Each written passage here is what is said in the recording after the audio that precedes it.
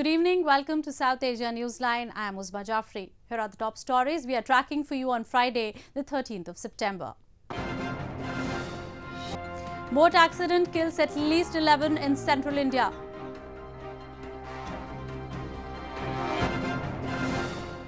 Activists urge Pakistan's suspension at UN for persecuting minorities. And US House panel subpoenas Khalilzad on failure of Afghan peace talks.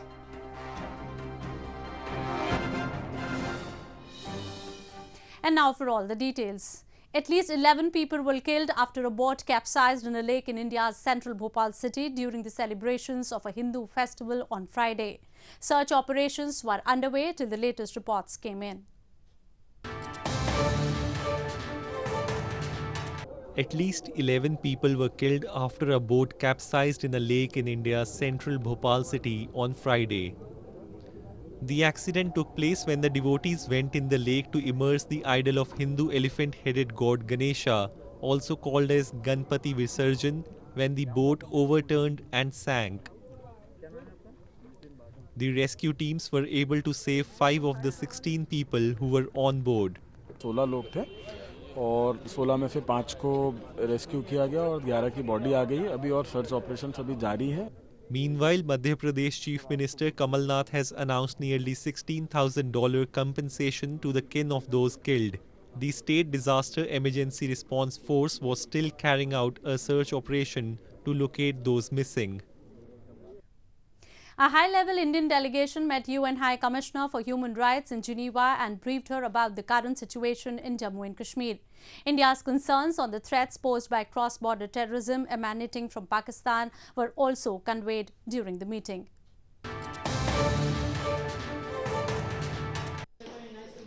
A high-level Indian delegation led by Ministry of Foreign Affairs Secretary East Vijay Thakur Singh met Michelle Bachelet, United Nations High Commissioner for Human Rights in Geneva, and briefed her about the current situation in Jammu and Kashmir and measures the centre has taken to normalize life in the region. Singh also conveyed India's concerns on the threats posed by cross-border terrorism emanating from Pakistan. Earlier this week, Bachelet had expressed deep concern over the impact of restrictions in Kashmir and asked India to ease the current lockdowns to ensure people's access to basic services. Briefed her about the Pakistan's support to terrorism and the continued efforts to disturb the situation in Jammu and Kashmir through terrorists. Responding to Bachelet's statement, Singh in the 42nd session of United Nations Human Rights Council or UNHRC on Tuesday said that recent legislative measures taken by India in Jammu and Kashmir were within the framework of its constitution. She also hit out at Pakistan's malicious campaign on the Kashmir issue and condemned state-sponsored terrorism. Indian government revoked Jammu and Kashmir's special status on 5th August, evoking protests from Pakistan. Moving on, human rights activists have long condemned Pakistan for killings and enforced disappearances of minorities in Sindh.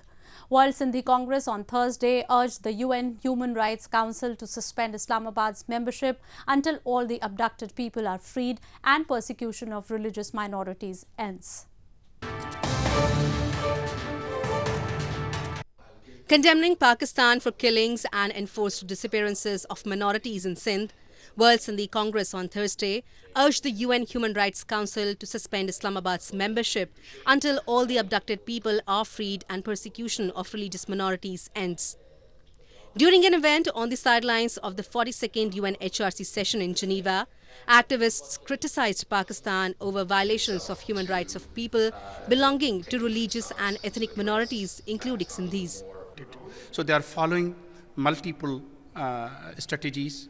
They are abducting the political activists who are raising voice.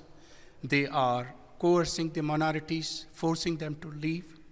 They are taking the decisions against the historical rights of Sindhi people.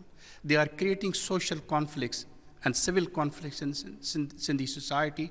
Our hope at the UNPO, the Unrepresented Nations and Peoples Organization, that the European Union will follow the lead of the United States and recognize that Pakistan is a huge violator of international religious freedom standards and take action to make sure that it is no longer getting the good pat on the back that it's getting from the generalized system of preferences. According to the Commission of Inquiry on Enforced Disappearances, about 5,000 cases of enforced disappearances have been registered in Pakistan since 2014. Pakistan has also been condemned internationally for discriminating against its religious minorities, which is manifested in various forms including targeted violence, abductions, mass murders and forced conversions to Islam. Residents of Pakistan's Karachi continue to suffer due to rising piles of garbage in the metropolis. They have blamed the response by the federal and provincial governments to handle the increasing trash and sewage issues has been underwhelming, to say the least.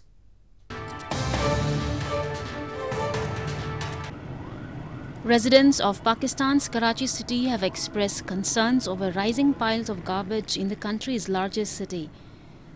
They blame the Sindh provincial authorities and the federal government of Pakistan for the inability to handle the increasing trash and sewage issues in Karachi. Some residents say due to lack of public awareness programs, government inertia and poor waste management, they are facing several problems. Gutter टूटे हुए हैं, road condition ख़राब है, यहाँ बच्चा भी कोई गिर सकता है, इतनी हैवी ट्रैफिक है कि आने जाते मैं रोज़ खुदा से दुआ मांगता हूँ कि कोई मिसहैप ना हो जाए। एज़ फार एज़ कचरे का ताल्लुक है, मैं कई दफ़ा KMC वालों के पास गया हूँ, वीक में मेरा आज 8वां-10वां चक्कर है। वो ये वादा करते हैं कि जी आएंगे और आके उसको उठाएंगे, और अभी तक मैं बाहर निकला हूँ तो अभी तक भी कोई लेने वाला नहीं है। हम लोग अपना रुमाल और कान नाक पे रख के निकलते हैं यहाँ से, इतनी गंदगी जरासीम का ढेर है। तो बराए मेहरबानी मेरा ये पैगाम जहाँ तक पहुँचे, इदारों को उसके बारे में ख्याल करना चाहिए और सफाई के हवाले से देखिए, हमारा इस्लाम भी कहता है सफाई निफ्स ईमान है। Garbage and sewage crises are amongst the many tragedies that have afflicted Karachi, a megacity, over decades. With only 2 landfill sites in the city's outskirts, which are already overflowing, locals blame the attitude of authorities to pass the ball from one court to another has further worsened the situation. Moving on to news from Afghanistan. Taliban on Thursday attacked an Afghan special forces base in Afghan capital Kabul, killing at least 4 commandos. The latest Taliban attack comes after the group claimed responsibility for an attack near the headquarters of Afghanistan's NATO force and the US Embassy earlier this month. A suicide bomber targeted an Afghan special forces base in Afghanistan's capital Kabul city on Thursday, killing at least 4 commandos. The bomber blew up an explosives-laden minibus at the entrance to the camp in Chahar Asyab district, killing the 4 special forces members and wounding another 3, Afghan Defense Ministry said in a statement. Taliban claimed responsibility for the attack.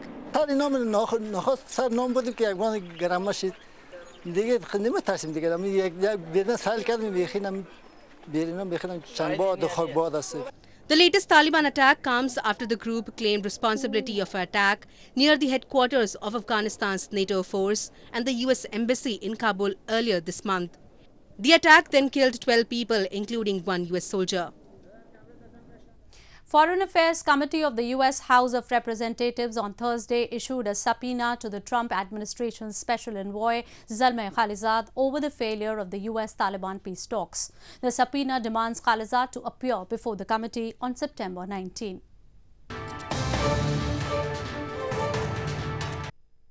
The U.S. House Committee on Foreign Affairs has issued a subpoena to the Trump administration's special envoy Zalmay Khalilzad, demanding him to appear before the panel to explain the failure of the US Taliban talks.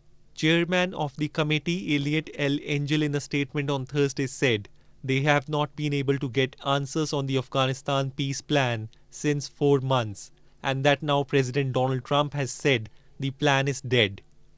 The committee has said the State Department had ignored their requests to arrange briefings with Khalilzad in February and April, as well as at other times during the year.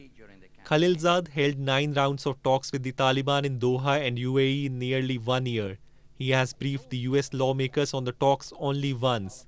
Trump earlier this month called off negotiations with the Taliban, during which Khalilzad agreed in principle on a deal with the Taliban, which would allow a gradual withdrawal of American forces from Afghanistan. Indian government has launched a special market intervention price scheme to help apple farmers who have not been able to sell their produce due to the restrictions imposed on the valley post the abrogation of special status. India's northern Jammu and Kashmir's Governor Satyapal Malik on Thursday launched a special scheme for apple procurement from the growers in Kashmir Valley. The scheme was launched to help distressed apple farmers who have not been able to sell their produce during the restrictions imposed in the valley post-abrogation of the special status of Jammu and Kashmir.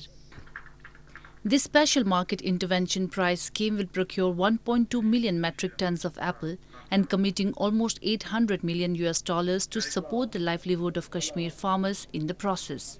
7 lakh farmer families को ये scheme touch करेगी, 35 लाख लोगों को छुएगी और ये 50% of total population of Kashmir के साथ इसका रिश्ता होगा.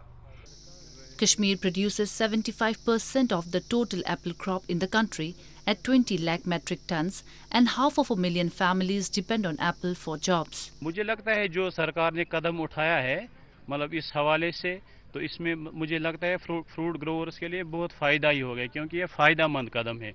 मतलब इस मौके पर ऐसा कदम उठाना मुझे लगता है बहुत अच्छा ही है, बहुत अच्छा.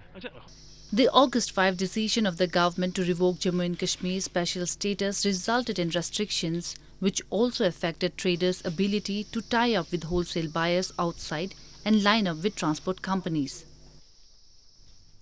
Fishing and tourism are the main occupations of residents in India's southern Rameswaram city.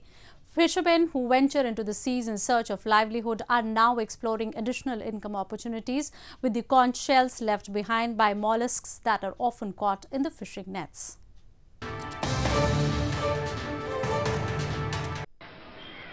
Rameswaram city is one of the important fishing centers in India's southern Tamil Nadu province. Fishing and tourism are the main occupations of the Rameswaram residents. Fishermen who venture to the seas almost every day in search of livelihood, apart from the catch, bring something else with them. Conch shells left behind by the mollusk are often caught in the fishing nets, and fishermen are now exploring additional income opportunities with these conchs. Making art on the shells by painting and sculpting attracts a lot of tourists to take them as souvenirs. அப்புறம் அந்த key chain paper வெட்டி இந்த மாதிரிலாம் தயார் பண்ணுறோம். இது நாங்கள் ஒரு நாளைக்கு வந்து ஒரு 8 மணி நேரம் 10 மணி நேரம் வேலை பார்ப்போம். ஒரு 300-400 கிடைக்கும் எங்களுக்கு. இதில் 200-300 ஒரு நாளைக்கு கிடைக்கும். இந்த 200-300 வருமானம் ஓடிக்கிட்டு இருக்குது. டூரிஸ்ட் அதிகமாக வந்தாங்கன்னா கூட 100-200 கிடைக்கும். மீன்பிடி தொழில் இல்லாமல் இந்த தொழில் ஒரு பயனுள்ளதாக இருக்குது. Conch shells are also used in India as a musical instrument, especially during religious festivals and rituals. They are also used as decorative items in general. Well, that's the way it was in South Asia this evening. Before we conclude, the top stories once again. Boat accident kills at least 11 in central India.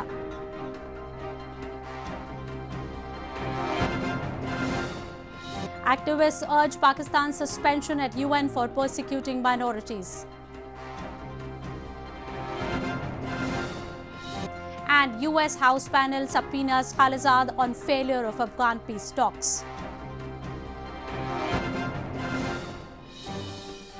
Now our viewers can watch the show on SouthAsiaNewsline.com. You can also visit us on Facebook.com/SAsiaNewsline and follow us on Twitter @SAsiaNewsline. That's all in tonight's edition. We will see you same time next week. Have a great weekend. Good night.